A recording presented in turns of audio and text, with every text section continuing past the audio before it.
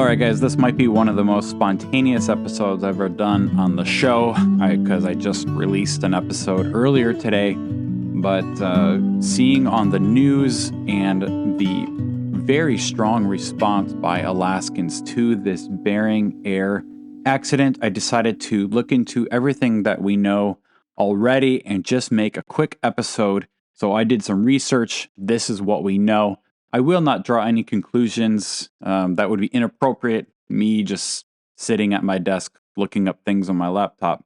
That'll be up to the NTSB, but if you want a good summary of what we know so far, this could be a good source for you about this caravan accident that took the lives of 10 people, and Alaskans are really grieving this. Now, I don't have any direct friends personally that I know who are on that flight, but I do have friends of friends who knew people who were very near and dear to them on this flight. So I decided to look up this, and as a pilot myself, perhaps I can offer a little more insight into what could have possibly happened, but nothing I say today is conclusive. These are just some initial thoughts.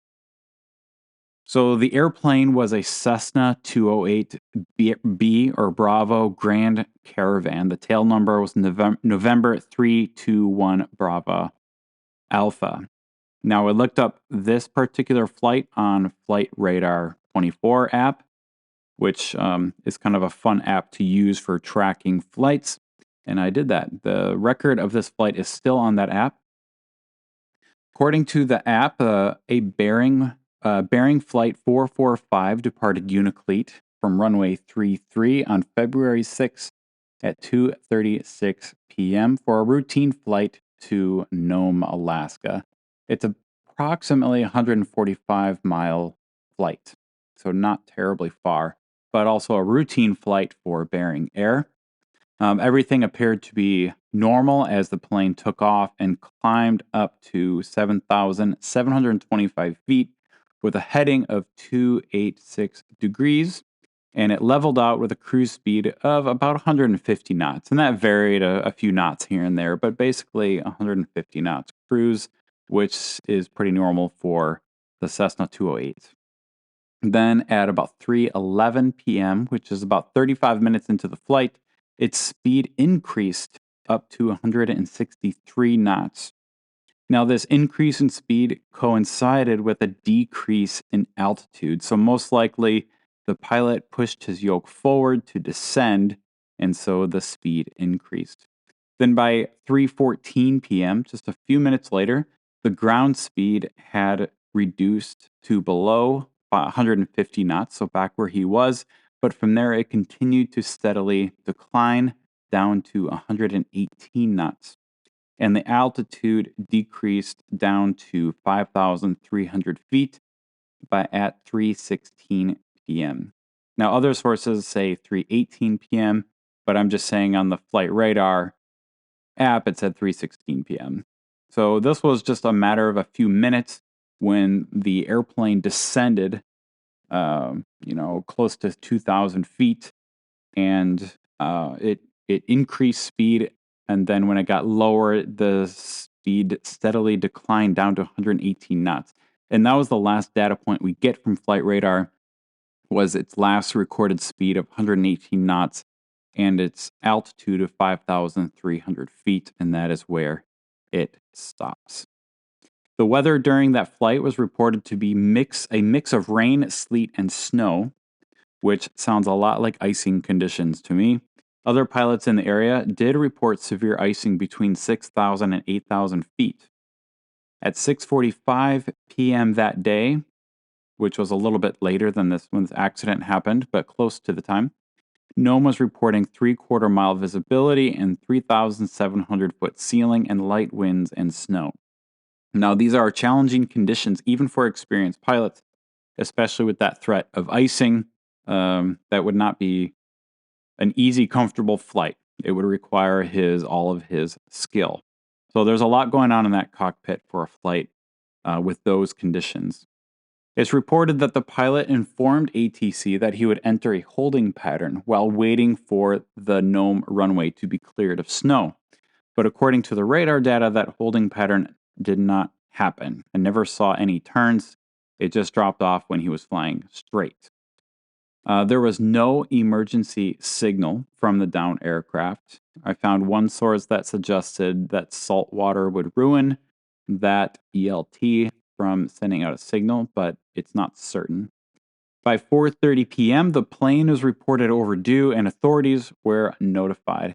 By 9:06 p.m., a C-130 arrived in the Nome area and began to do a search grid pattern in an attempt to find the missing plane. By 9:45 p.m., the Alaska Rescue Coordination Center requested the Alaska National Guard's assistance in the search. At 12:30 a.m., the Nome Volunteer Fire Department reports that there's no further information on the location of the missing plane, and everyone had to go to bed not knowing what happened.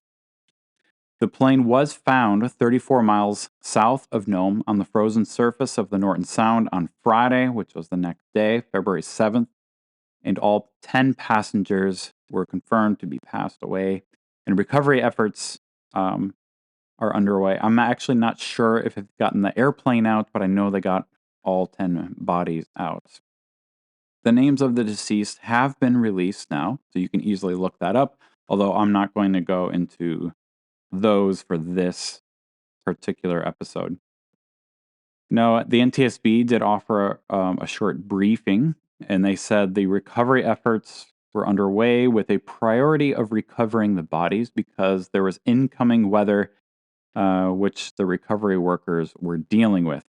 They report that the ice floe that the plane is on is moving about 5 miles a day, which added to the challenge, which was pretty interesting because there is a released photo of the airplane down on the ice, and it is actually on an ice floe that is moving at about 5 miles a day. So it is not at the same location as where it crashed. Now, I looked up on the POH for what the stall speed for this aircraft is, and it's reported to be 78 knots with the flaps up and the power to idle. So presumably the pilot had his flaps ups. I don't know that, but I'm presuming because he was just in a cruise configuration. So he probably had his flaps up. And he also was probably in some sort of cruise power setting. So his actual stall speed for those conditions could have been a little bit slower than 78 because of the power he likely had in. But these are just assumptions. I do not know. The last recorded speed was 118 knots when he disappeared off the radar. Now, this suggests to me that he had severe icing, and icing will increase the weight of the entire plane as ice accumulates, and it will reduce the lift capability of the wings. So if you combine those two things together, what likely happened is that the airplane stalled perhaps around 5,300 feet at 118 knots, or somewhere at least close to that. Now, none of these observations means pilot error or any other conclusion. These are just my initial thoughts of what may have happened, and these initial observations don't even mean it was pilot error. I don't know. It could have been a handful of other things. So I'll let the NTSB sort that out. Apparently, the Bering Air caravans are equipped with de-icing systems.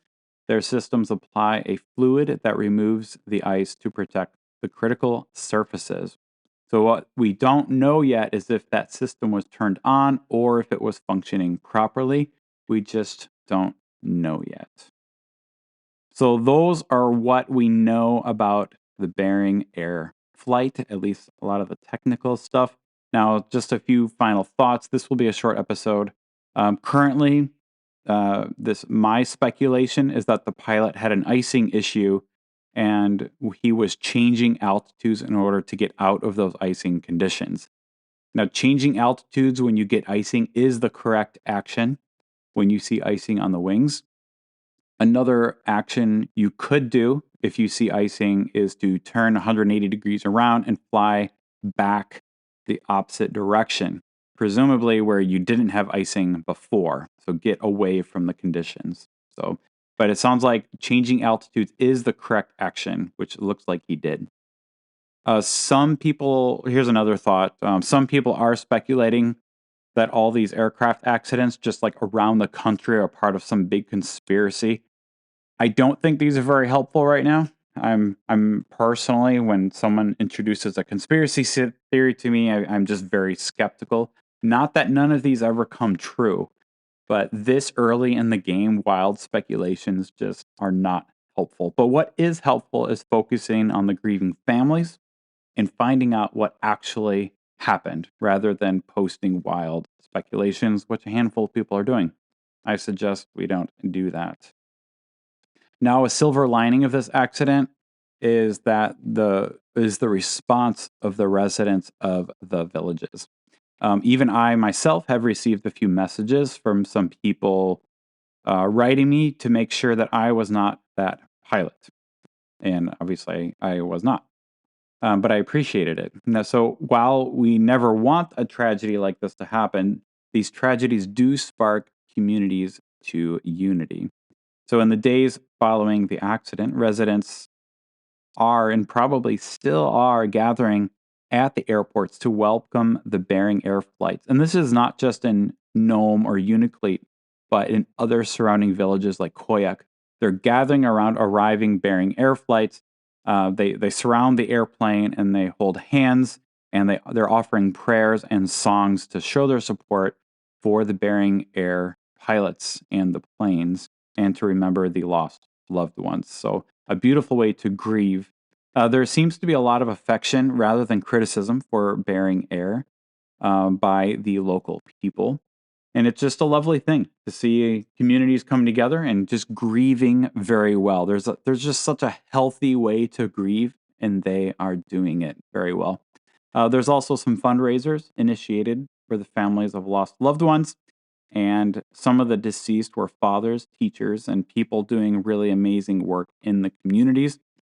So it is truly a devastating tragedy, which is worthy of our deepest grief. Bering Air has put out a statement saying, at this incredibly difficult time, Bering Air would like to express our deepest gratitude for the overwhelming support we have received. The tragic accident that occurred on February 6th, 2025, has shaken us all to our core. This has been an unprecedented event for both our team and our customers, and we are truly heartbroken by the loss. All right, that's it, guys. That's a quick what we know update on this lost tragedy, this Bering flight that happened last Thursday and took the lives of 10 very beloved Alaskans. I hope that was helpful. If you have heard about this but didn't know much, there is my quick summary and initial thoughts. Have a good one, guys. See ya.